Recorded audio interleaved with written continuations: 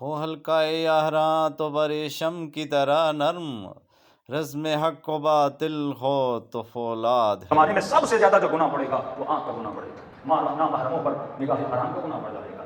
شیخ رجب علی خیاط کا واقعہ میں نے 2012 میں انجولی میں بیان کیا تھا کہ شیخ رجب علی خیاط کیسے بنا۔ دیکھیے جس طرح لوہے کو پگھلایا جاتا ہے نا، کسی چیز کو شکل دینے کے لیے پہلے اس کو پگھلنا ضروری ہے۔ اسی طرح جب تک تم پگھلو گے نہیں، اپنے وجود کو سختیوں میں ڈالو گے نہیں، تب تک خدا تجھے کرامت عطا نہیں کرے گا۔ جب اسی شیخ رجب علی خیاط کو دعوت گناہ ہوئی، انہیں کوئی رشتہ دار کی گناہ کی دعوت دی، شیخ رجب علی کہتے ہیں بھاگتا ہوا چھت کی طرف چلا گیا، لیکن یہ خاتون باز نہ آئی، وہی کام کیا جو زلیخا نے جناب یوسف کے ساتھ کیا، کہا یا گناہ کرو یا میں تجھے جانے نہیں دوں گی۔ شیخ رجب علی کہتے ہیں آگے بڑھتا تو گناہ تھا، پیچھے مڑ کے دیکھا تو چھت بہت بڑی تھی، نیچے کھائی تھی، کھڈا تھا، نیچے گرتا تو مر جاتا۔ ایک مرتبہ میں نے سوچا اور جواب یہ دیا، شیخ موت منظور ہے یا گناہ منظور ہے، رضایت اہل بیت منظور ہے یا گناہ منظور ہے؟ شیخ نے کہا گناہ منظور نہیں ہے، مجھے اگر موت آتی ہے تو آ جائے، لیکن ایسی موت علی کے قدموں میں آئے گی جو علی کی اطاعت سے آتی ہے۔ ایک مرتبہ شیخ رجب علی خیاط کہتا میں نے اس چھت سے نیچے چھلانگ ماری، لیکن عجیب منظر یہ دیکھا کہ جیسے چھت سے گرا تو زمین کے جیسے قریب آیا تو بہت سلو موشن میں عجیب انداز سے زمین پہ گرا، یہاں تک کہ زمین کی خاک نے بھی میرے لباس کو مس نہیں کیا۔ جب تو رب پہ بھروسہ کرتا ہے تو خدا بھی تیری مدد کرتا ہے۔ موسیٰ نے بھروسے پروردگار عالم سے دریا کو شق کیا،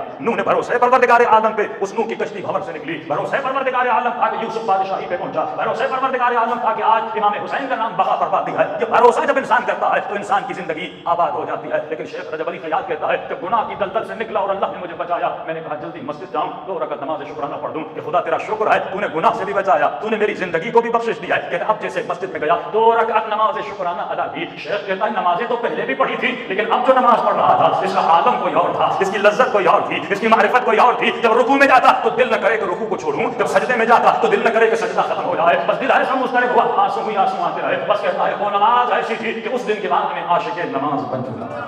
ایک قدم تو بڑھاتا ہے پھر 10 قدم پروردگار عالم اپنے ولیوں کو تیری طرف بھیجتا ہے۔ تو اے جوان یہ زمانہ گناہ آنکھ کا زمانہ ہے، آنکھوں کا گناہ دیکھا کرو، وہ چیز دیکھو جو علی کو دیکھنا پسند ہو، جو تیرے آقا حسین کو پسند ہو، جو تیرے امام زمانہ کو